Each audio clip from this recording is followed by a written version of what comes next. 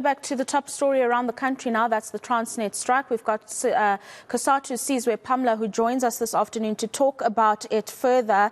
So there are arguments that have been made, and afternoon to you, by the way, that the demands that are being made by the workers are unreasonable. 12% is extremely high, given not only the economic climate that we are in, but also the SOEs have been hollowed out over the past decade. And while it's no fault of the workers, the resources just no longer exist within state entities like a Transnet. So perhaps a more reasonable demand that should be put forward by workers. What say you to this argument?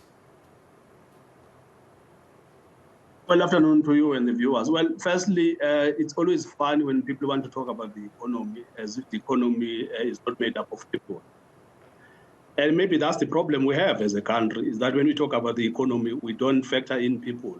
We either talk about the institutions, we talk about investors, we talk about ratings agencies, we talk about all sorts of things and people and things, but in institutions, but we don't really talk about people.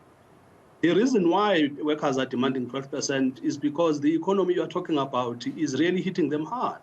They are struggling to keep up with the cost of living. They can't afford basic necessities. On average, a worker in South Africa these days takes care of 6 people because of the high rate of unemployment.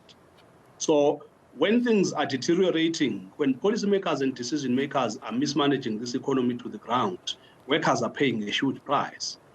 When they do what they do, imposing budget cuts that are suffocating the economy, it is workers who are paying a price. So all workers are asking for is the cost of living increase that keeps pace with inflation. That's all they are asking for. Secondly, that's why it's called negotiations.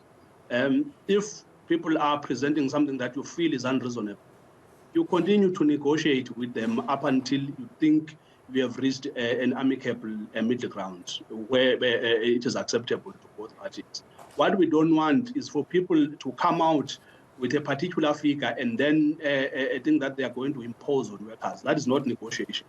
You come in, you be open-minded, you negotiate in good faith, you will find a compromise with those that you're negotiating with. We don't think that's what the Transnet is doing. Yeah, and I wanted to ask a follow-up on Transnet. There were engagements within the CCMA, long engagements yesterday, and from what we are seeing as outsiders looking in, it doesn't look like Transnet is willing to budge from that 4 to 5% offer that they've now put on the table.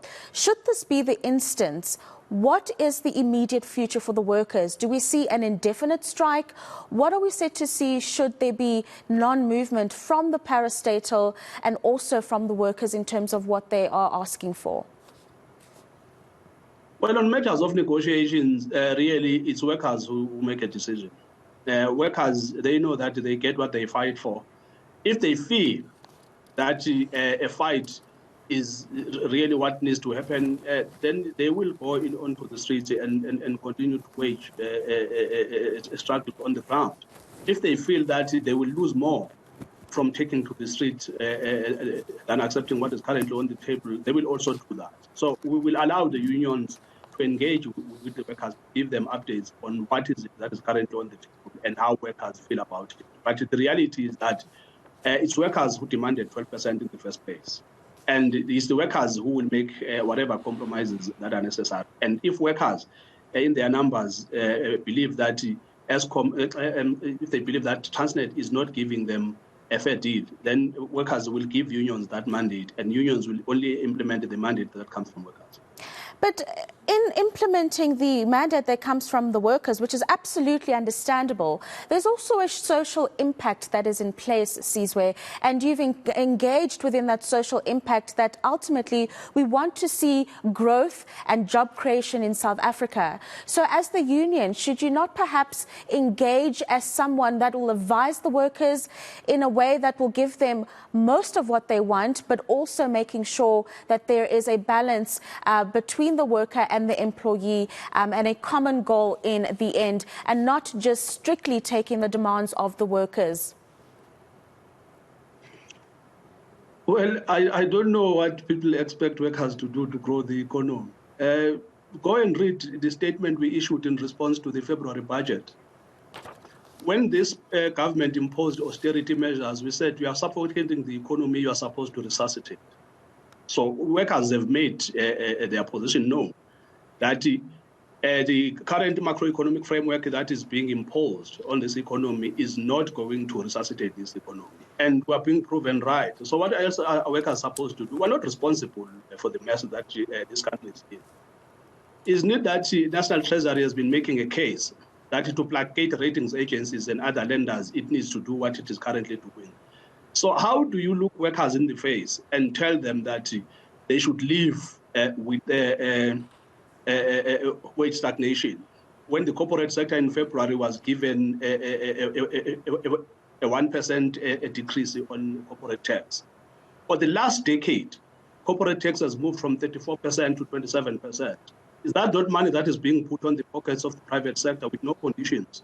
Yet over the last decade, workers' wages have been stagnating. Yet people want workers to be the ones who pay a price for something that they are not responsible for. What is it that the workers have done to collapse this economy? Because the private sector has been given incentives. The private sector is taking 85 billion out of this economy every year. No one is talking about that. Workers are not responsible for that.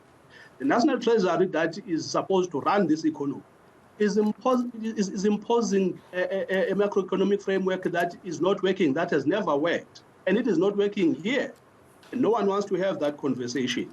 The Reserve Bank is suffocating the economy and imposing more interest on the workers. So the increase on debt service cost is increasing on a daily basis. No one is holding the Reserve Bank accountable. Yet when workers raise their issues and ask that they then be given money to keep up with the interest rates of the Reserve Bank and with the cost of living in South Africa, people start to say workers are responsible for the economy. It's ridiculous. Thank you for those insights, Mr. Sizwe. Pamla joining us there to speak to the issues that the workers have put forward and the reasons that they are adamant that 12% is what they deserve from the employer.